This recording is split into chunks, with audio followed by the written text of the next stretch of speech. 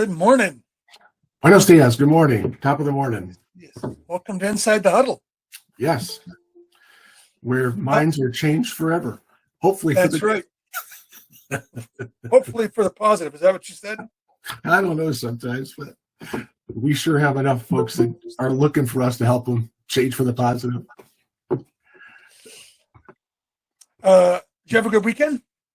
Yeah, I did actually. It was pretty relaxing yesterday, particularly. I did a lot of work around the house on Saturday and just tried to chill a little bit yesterday.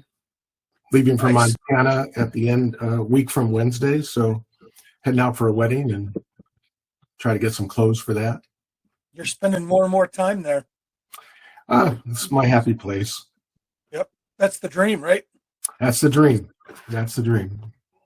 Everybody have a dream. Everybody's got to have something you're working toward, right? Some vision, short term, long term, but always you got to have a vision that makes us get up in the morning and go, "Oh yeah, that's right. Yeah. Let's go get after that." Yeah, we all do. Some people are better connected with it than others, but there's a process you can go through too. I think you and I come from a similar coaching tree where we did that book thing. You just start asking really insightful questions over and over and over again, where you wonder the person. When I went through that process, I was like, I told you that already, but they keep making you repeat to validate whether or not that really is something you want. And then as you do that, you start using words that you associate with the meaning of that dream and the meaning of that goal. And the next thing you know, after about an hour or 2 hours, you could, with the right questions, your mission, your values, your beliefs, and your perspective, right? So right, and and you have clarity. Yeah, Power of clarity. Well, focus is a hard thing, isn't it, today? I mean, it's one of the hardest things to get a grasp on. I can't drive my car and not look left or right, see someone staring at their phone. Right. Every time I drive my car, I'm having to honk my horn to remind people to take off. The light is green.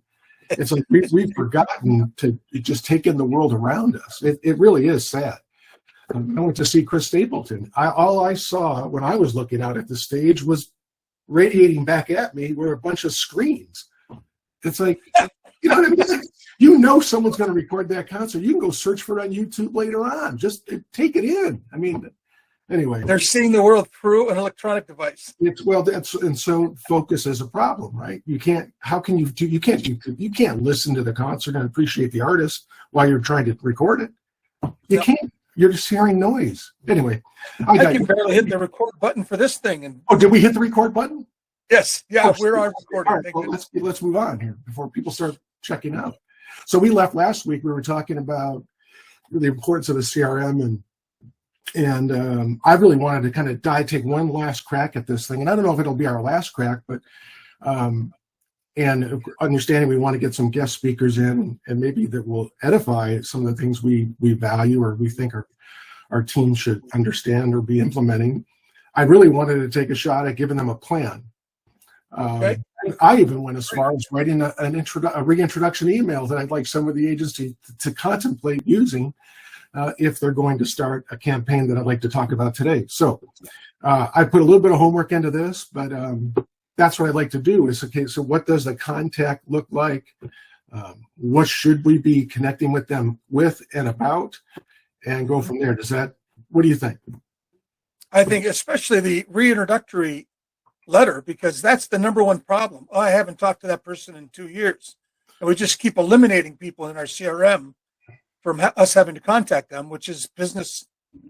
What did Ramon say? He had people he stayed in contact with for 7 years that never responded. But it was time to sell. They called him. Right. No time limit. Yeah. Well, I think that here's the truth, right? Very few people contact a real estate agent when they're thinking of buying or selling, even people right? And how many times have either any of us on this call gone out on a listing presentation, or know we're going up against an agent that has strong market share, and we're there for the appointment, and on the refrigerator is their magnet, or the seller is taking notes, right? The seller's taking notes with their pad. So understand that what we want to talk about, the reason you want to have an effective CRM is you want to have a cadence of regular contact, so that when this moment shows up in their life where they've got to make a decision about their home, whether they're buying or selling, you are in there within a short window of time to intercept that wavelength, right? You want to, and so it's about overkilling them over time, but not blowing it. And that's why you have to understand the cadence and what it is. But you need to be there when they're ready, right? Yes, I was just writing down. It's the consistency is what we're really talking about. And a long time ago, I wrote a piece called Epiphany Marketing. And that's the idea. You want to be by them all the time without annoying them. I thought of that old Bubba Gump, all the different ways you could do shrimp. If I was selling ice cream and I stood next to you and your wife all the time talking about all the kinds of ice cream I had, it wouldn't take long for you to ban me.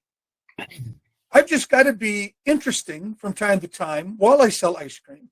And then one day you'll be walking along and have this epiphany, damn, I want some ice cream. And you'll turn, oh, Sean, geez, I'm so glad you're standing there. I didn't even know you were there.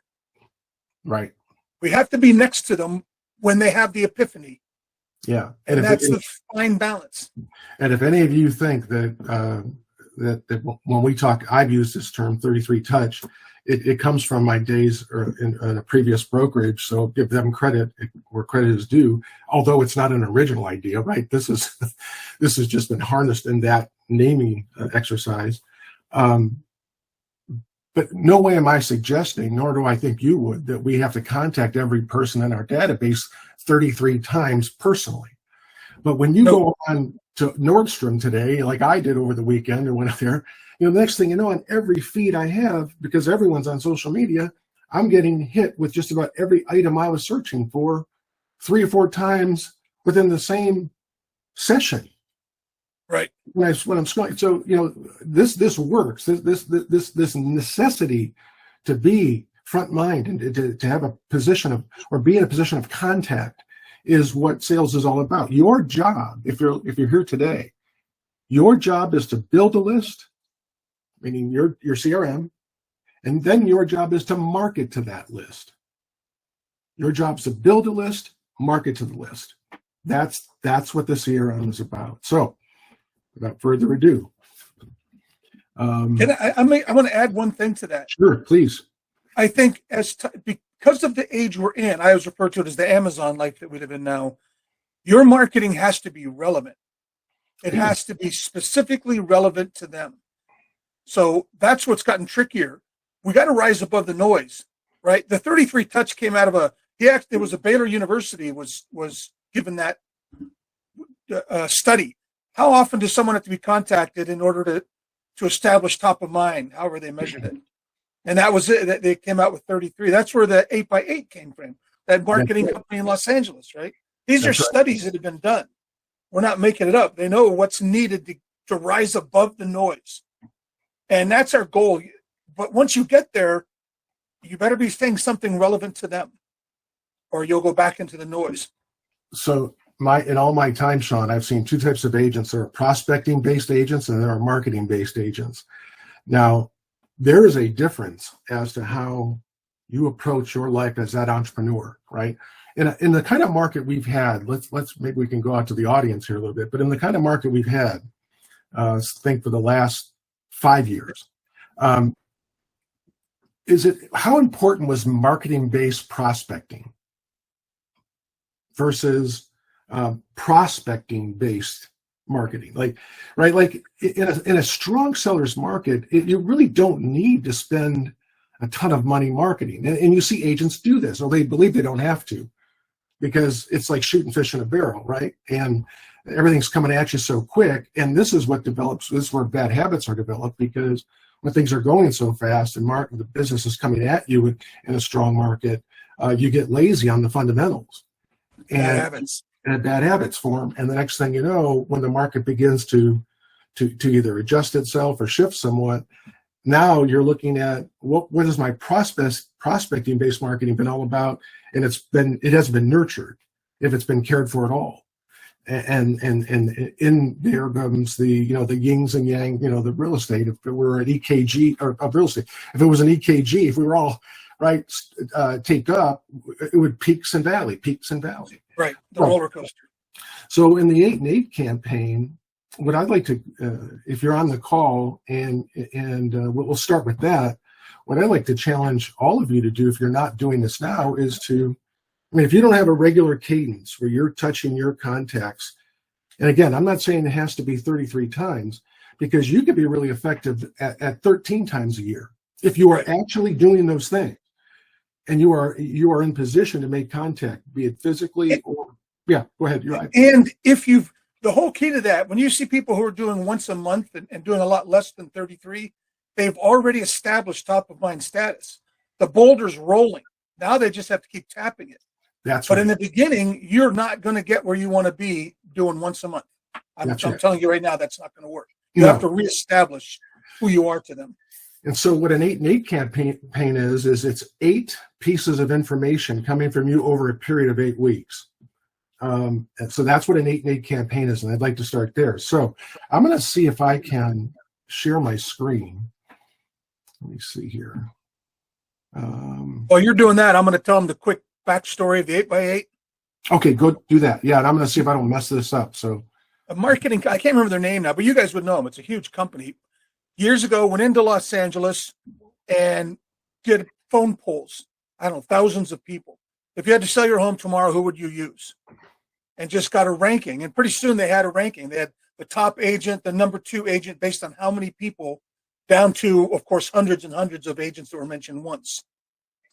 They then took those same people and did an 8x8 campaign with a made-up realtor from a made-up brokerage. But they sent out 8 pieces over 8 weeks. Then they redid the poll. Guess who was the number 1 agent in the entire area? Didn't even exist. Yeah. Yeah, that was, you're gonna, that's the Hobbs-Herter study, right? You're talking about, or some variation of Hobbs-Herter, right? Yeah, I don't remember who did it. I just know it was in LA. Yeah. There was one similar, by the way, that I know for a fact was done in Colorado, because I can remember the brokerage that they were using to go after or to see whether or not they could break ground with this campaign was our very own Larry Kendall, the man who is the author, and most of you heard about Ninja Selling. Mm-hmm.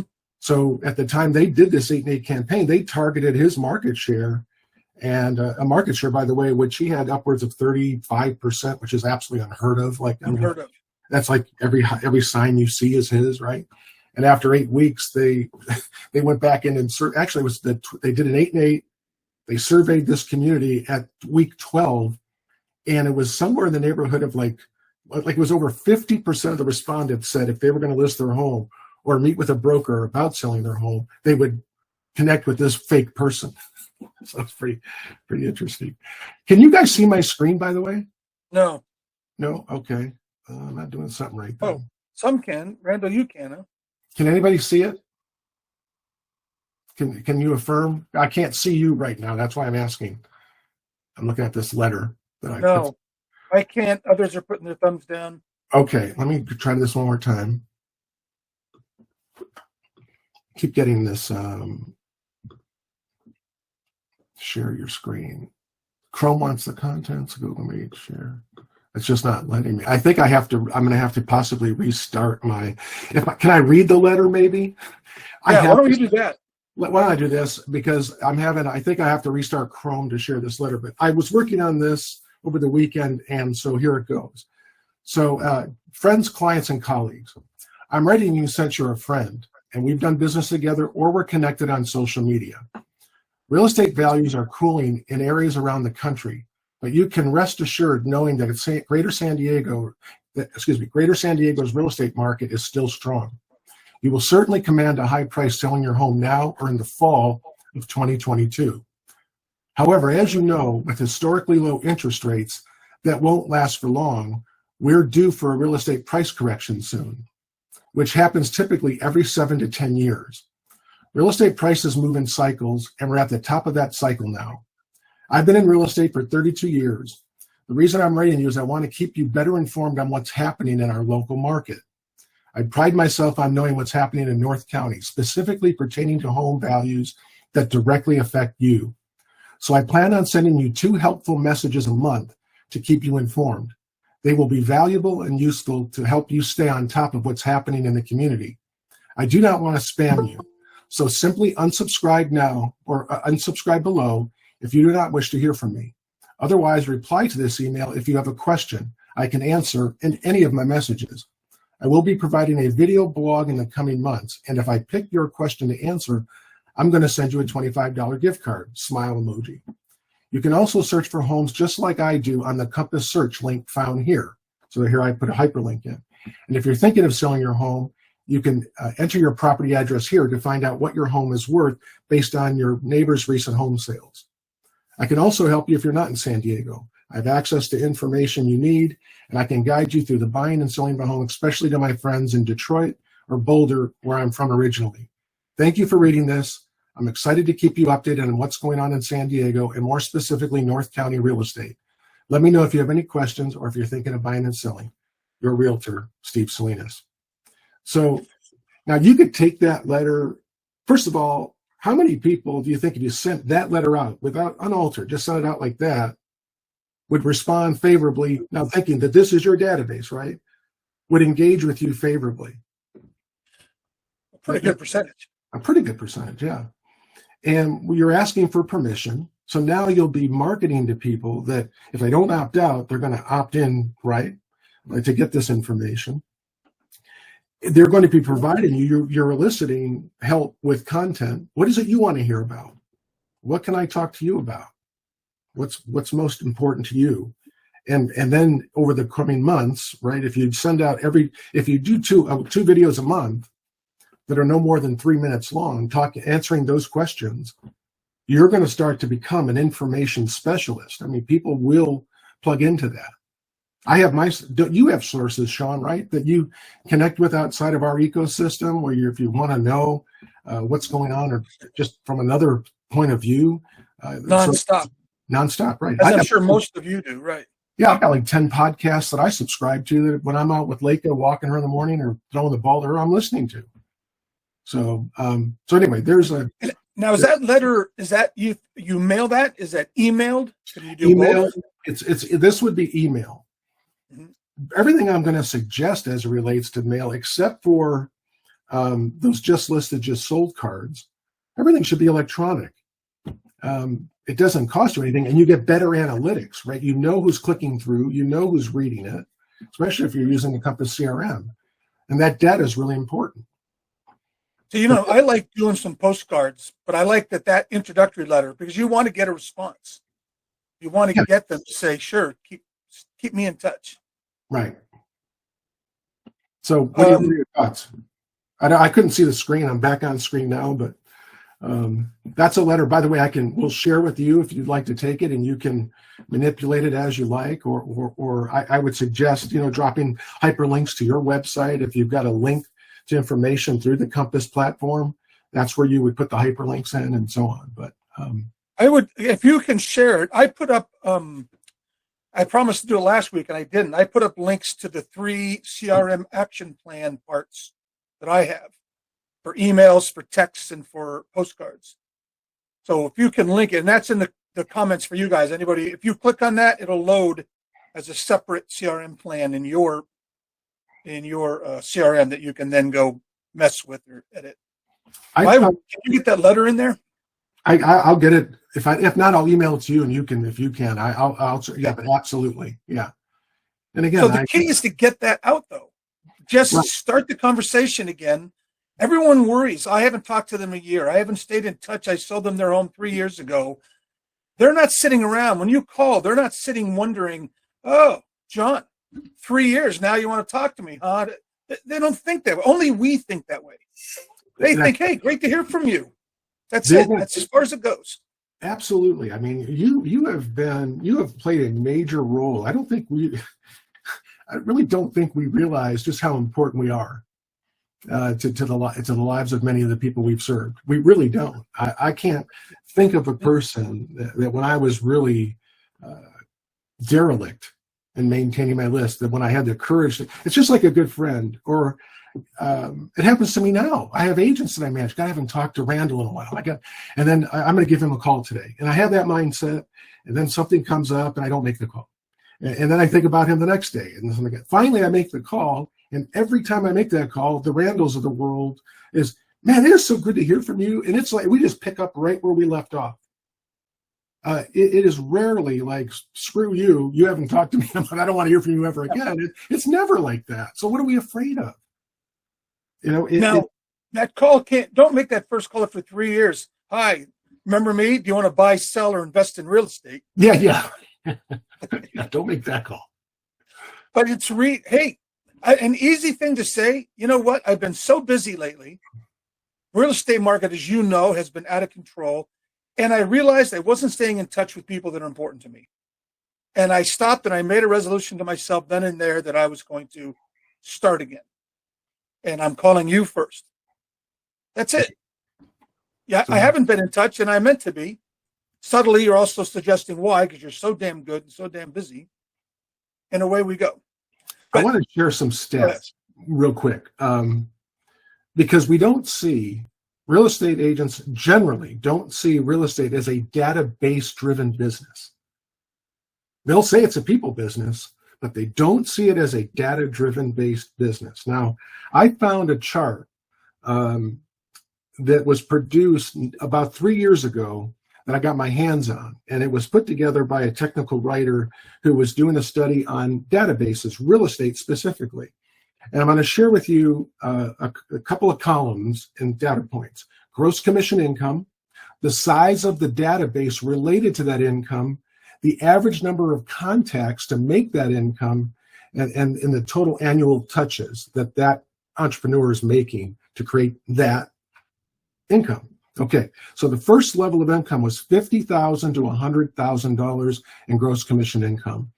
Most agents that are producing that income through a database have a database that is averaging 630 people. They average 19 contacts a year, which represents 12,236 contacts to make that money on average, right? 100,000 to 200,000.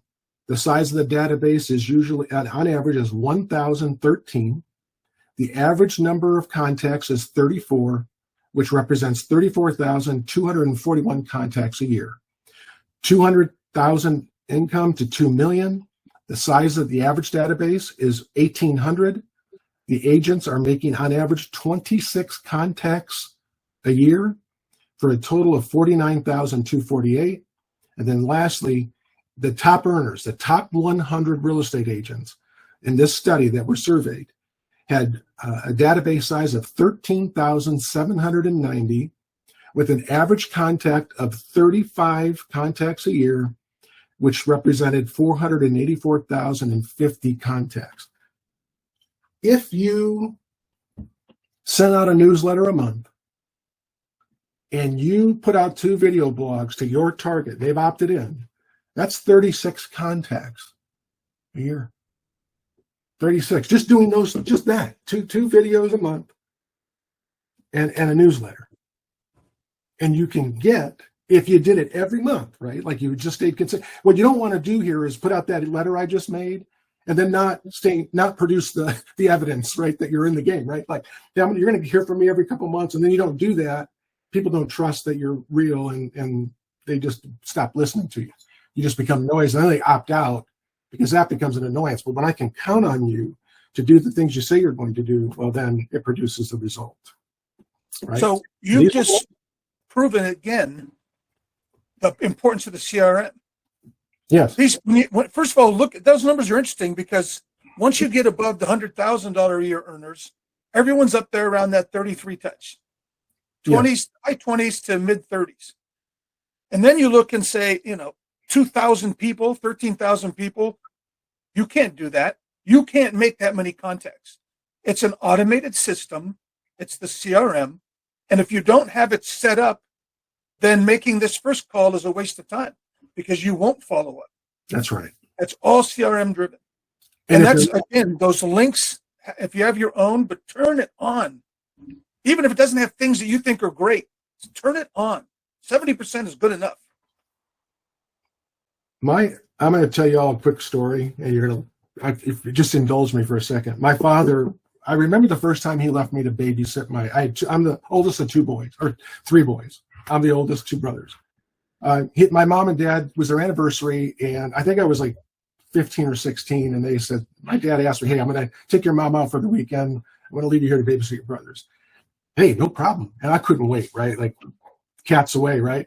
But he asked me, he said, son, will you please just mow the grass? We had about a 1/4 acre lot, and the grass was enough, or the yard was big enough to use a riding lawnmower. Fast forward, I remember the Sunday night evening when my parents came home. My dad was driving a Ford station wagon. This is how I remember this moment, because of the lesson I learned from him. It was a blue station wagon, had the fake wood siding. The Ford, it had the headlights with the lamps closed over, right? And we were playing football all weekend. We didn't do anything but play, and I didn't mow the lawn. And my dad gets out of the car. He looks at the lawn, doesn't say a word to me, empties out the car, and just ignores me, right? And proceeds to hop on the riding lawnmower. And with the lights on that lawnmower at like 8:30 at night, he's mowing the lawn because the grass is this high.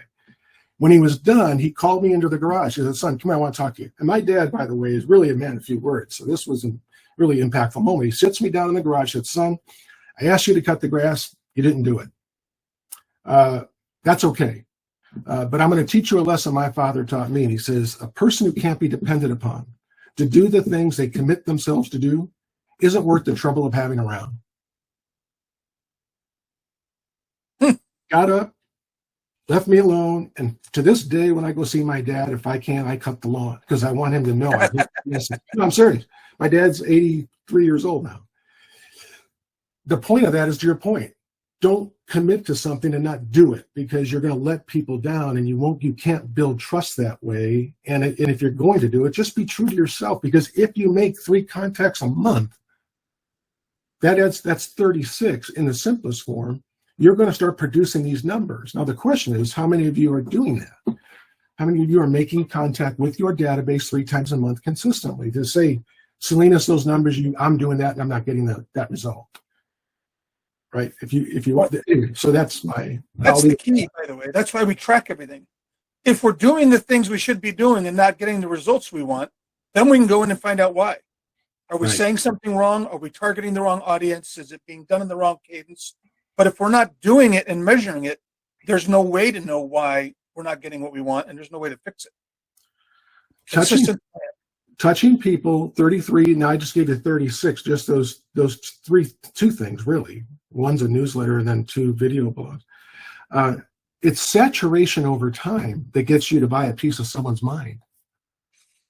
I mean, that's the thing here, right? And so maybe, I'm happy to go off on another tangent in some other session, or if you all want us to pick up again. But the next thing would be, okay, what are other options in the 33 touch? We're running short on time. I'd like to get some feedback. But you have on the Compass platform a great newsletter. You have great statistical information that's prepared for you for your market specifically. You have great information from Chartwell that you could extrapolate and create even better content on Marketing Center. Guys, this is not hard to do, and you need to be doing it because right now, when the market shifts, you're going to wish you had this prospect cadence going. You're going to wish it. It's going to be so important as this market changes, without question. It's going to change. It is. I want to put 2 things out there just for this group, because we are about out of time. You brought up Chartwell. Tomorrow, Tuesday, the Chartwell in Mission Valley is having their grand opening, 4 to 6, right near the same parking lot as their Mission Valley office. Love for all of you to attend. I'm sure they'll have goodies. But come support Chartwell. They support us. The other thing is, this is only for you guys. Don't spread this around, please. But we're having the Wednesday workshop here in Mission Valley on Wednesday. Is 3 offices coming together, and we're going to do objection handling in this new market. We're not putting it out to the whole county because we can't have that many people here. We can't hold it. We can't, buy pizza for everybody. But if you want to make that, you guys are phenomenal inside the Huddle people. You're all invited. That'll be in the Mission Valley office, 11:30 on Wednesday. They get VIP. Please, say again? They get VIP seats. They're going to have. Yeah, you guys get the VIP seats. But send me an email if you are going to make it, because I need a head count. Oh, those are my big announcements. All right. That's a good announcement.